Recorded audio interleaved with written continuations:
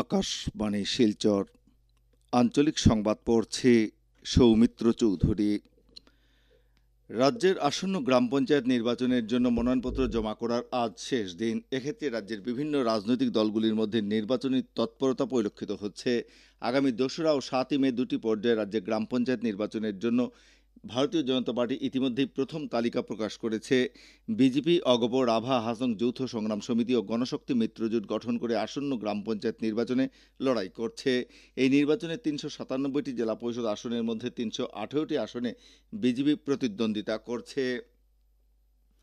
এদিকে কাছাড় জেলা পঞ্চায়েত নির্বাচনকে কেন্দ্র করে বিভিন্ন রাজনৈতিক দলের মধ্যে তৎপরতা শুরু হয়েছে। ভারতীয় জনতা পার্টি আসাম প্রদেশ কমিটির পক্ষ থেকে জেলা পরিষদ পদের প্রার্থীদের নাম ঘোষণা করার পর ক্ষমতাসীন দল বিজেপি দলীয় প্রার্থীদের সঙ্গে নিয়ে গতকাল মনোনয়নপত্র জমা দেয়। গতকাল বরখলা, ধলাই ও শিলচর বিধানসভা আসনের অন্তর্গত বিভিন্ন গ্রাম পঞ্চায়েত এলাকার জেলা পরিষদ ও আঞ্চলিক পঞ্চায়েতের প্রার্থীরা তাদের মনোনয়নপত্র জমা করেন। বরাক উপত্যকা উন্নয়ন মন্ত্রী কৌশিক রায়, সাংসদ পরিমল শুক্লবৈদ্য, বিধায়ক দীপায়ন চক্রবর্তী সহ বিজেপির জেলা সভাপতি রূপম সাহার উপস্থিতিতে জেলা পরিষদ ও আঞ্চলিক পঞ্চায়েতের প্রার্থীরা গতকাল আনুষ্ঠানিকভাবে মনোনয়নপত্র জমা করেন। পরে সাংবাদিকদের সঙ্গে কথা বলতে গিয়ে মন্ত্রী শ্রী কৌশিক রায় সহ অন্যান্যরা এবারে পঞ্চায়েত নির্বাচনে বিজেপি কাছাড় জেলায় শ্রেষ্ঠ ফলাফল প্রদর্শন করবে বলে জানান। মন্ত্রী শ্রী রায় আমাদের সংবাদদাতাকে জানান যে আমরা আজকের দিনে এটা বলতে পারি যে ভারতীয় জনতা পার্টি কাছাড় জেলায় সর্বশ্রেষ্ঠ প্রদর্শন করতে আমরা যাচ্ছি। আর এবার জেলা পরিষদের 25টা আসনে ভারতীয় জনতা পার্টি এবং অগপ জোট আমরা 25টা কেন্দ্রে আমাদের প্রার্থী দিচ্ছি। আমরা 162টা আঞ্চলিক পঞ্চায়েতে আমরা আমাদের প্রার্থী দিচ্ছি। আর আমরাই ভারতীয় জনতা পার্টি, বিজেপি এবং এজিপি এই জুটেই এই 100% জেলা পরিষদ, 100% এপিতে আমরা প্রার্থী দিতে এবার সক্ষম হচ্ছি। অন্য কোনো রাজনৈতিক দল আপনারা দেখেছেন যে প্রার্থী খুঁজে পাওয়া যাচ্ছে। জেলার 25টি জেলা পরিষদের মধ্যে 23টিতে বিজেপি প্রতিদ্বন্দ্বিতা করবে এবং 2টিতে মিত্রজোট অসম গণপরিষদ দল প্রতিদ্বন্দ্বিতা করবে। এদিকে শিলচর জেলা কংগ্রেস কমিটির পক্ষ থেকে গতকাল রাতে জেলা পরিষদ, আঞ্চলিক পঞ্চায়েত সদস্য এবং পঞ্চায়েত সদস্য পদের প্রার্থীদের তালিকা প্রকাশ করা হয়।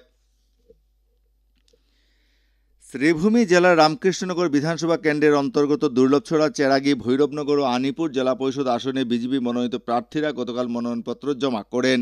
মনোনয়নপত্র দাখিলের সময় বিধায়ক বিজয় মালাকার, শ্রীভূমি জেলা বিজেপি সভাপতি সঞ্জীব বণিক সহ দলের কর্মকর্তারা উপস্থিত ছিলেন।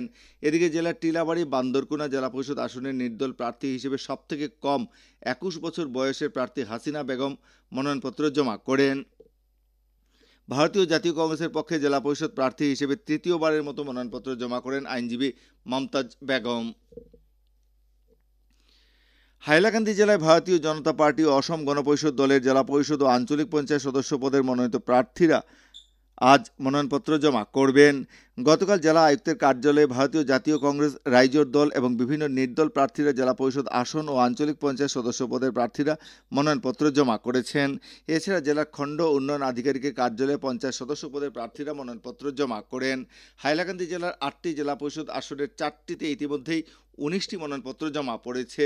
62টি আঞ্চলিক পঞ্চায়েত সদস্য পদে এখনও পর্যন্ত 82 জন এবং 620টি সদস্য পদে 1155 জন প্রার্থী তাদের মনোনয়নপত্র জমা করেন। শ্রীভূমির জেলা আয়ুক্ত জেলার সব কার্যালয় প্রধানদের গ্রাম পঞ্চায়েত নির্বাচন উপলক্ষে সরকারি ছুটির দিনেও সীমিত সংখ্যক কর্মী দিয়ে প্রতিষ্ঠান খোলা রাখতে নির্দেশ দিয়েছেন। জেলায় পঞ্চায়েত নির্বাচন সুষ্ঠুভাবে সম্পন্ন করতে ও নির্বাচন সংক্রান্ত নিয়োগপত্র ও নির্দেশগুলি যথাসময়ে সংশ্লিষ্ট কর্মীদের কাছে পৌঁছে দিতে এই নির্দেশ জারি করা হয়েছে।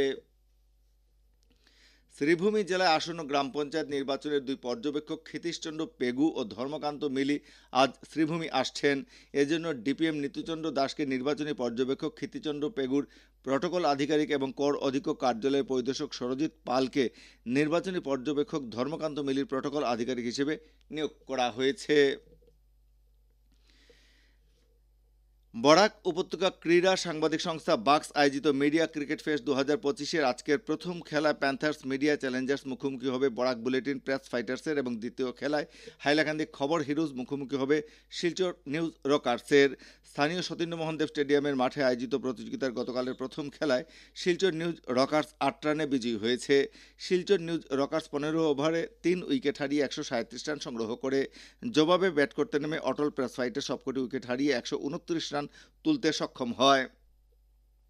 এদিকে গতকাল দিনের দ্বিতীয় খেলায় নববার্তা মিডিয়া ওয়ারিয়র্স পরাজিত করে প্যারামাউন্ট মিডিয়া চ্যালেঞ্জার্সকে।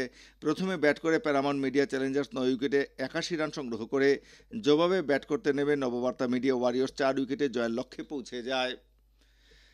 আকাশবাণী শিলচর কেন্দ্রের আঞ্চলিক সংবাদ আমাদের ইউটিউব চ্যানেল এআইআর নিউজ শিলচরের মাধ্যমে শোনা যাচ্ছে। এছাড়া আমাদের Facebook page all India radio news Silchar এবং এক্স হ্যান্ডেল @AIR নিউজ _ শিলচরের মাধ্যমে এই সংবাদ শোনা যাচ্ছে। আঞ্চলিক সংবাদ এখনকার মতো শেষ হলো। পরবর্তী আঞ্চলিক সংবাদ রাত 7:45 মিনিটে।